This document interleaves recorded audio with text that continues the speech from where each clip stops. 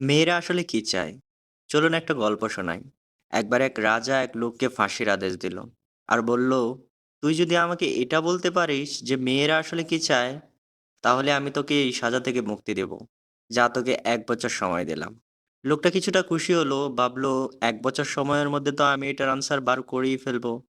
তারপর লোকটা বেরিয়ে পড়ল ওটার আনসার খোঁজার জন্য। সে শহরে গেল, গ্রামে গেল, এক রাজ্য ছেড়ে অন্য রাজ্যে গেল। কিন্তু কোথাও এই প্রশ্নের আনসার খুঁজে পাচ্ছিল না। একদিন এক বৃদ্ধ লোকের সাথে দেখা হলো। বৃদ্ধ লোকটা বলল, এখান থেকে কিছুটা দূর সামনে একটা অনেক বড় জঙ্গল আছে। ওই জঙ্গলে একটা পেত্নী বাস করে। তুমি ওর কাছে যাও, ও হয়তো তোমার এই প্রশ্নের আনসার দিতে পারবে। লোকটা ভয়ে ভয়ে ওই পেত্নীর কাছে গেল। পেত্নী বলল, ঠিক আছে, আমি তোমার এই প্রশ্নের আনসার দিব, তবে শর্ত হলো আমাকে তোমার বিয়ে করতে হবে।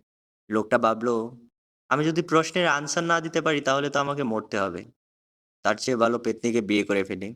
লোকটা বলল, ঠিক আছে, আমি আপনাকে বিয়ে করব।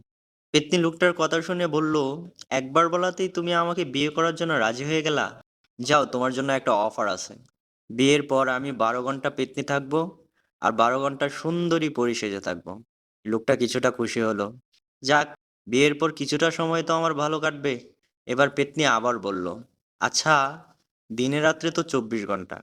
এখন আমি দিনের ১২ ঘন্টা পেত্নী থাকবো নাকি রাতের ১২ ঘন্টা পেত্নী থাকবো?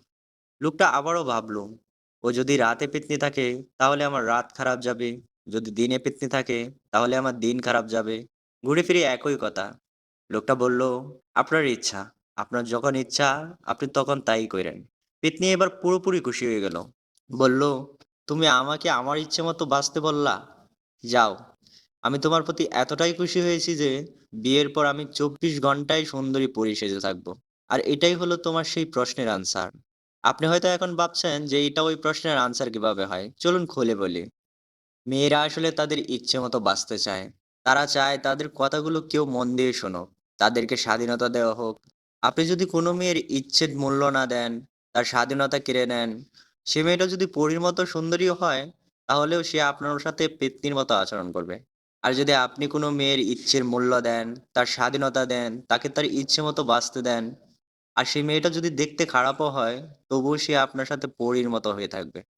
So, moral of the story, আপনি আপনার প্রিয় মানুষটার কথা শুনুন, তার ইচ্ছের মূল্য দিন, সে কি চায় সেটা বোঝার চেষ্টা করুন। দেখবেন আপনাদের রিলেশনটা অনেক সুন্দর হবে। গল্পটা কেমন লাগলো কমেন্ট করে জানাবেন। নতুন আরো গল্প পেতে আমাদের চ্যানেলটা সাবস্ক্রাইব করে রাখবেন। কথা হবে নতুন কোনো গল্পে। ভালো থাকবেন। আসসালামু আলাইকুম।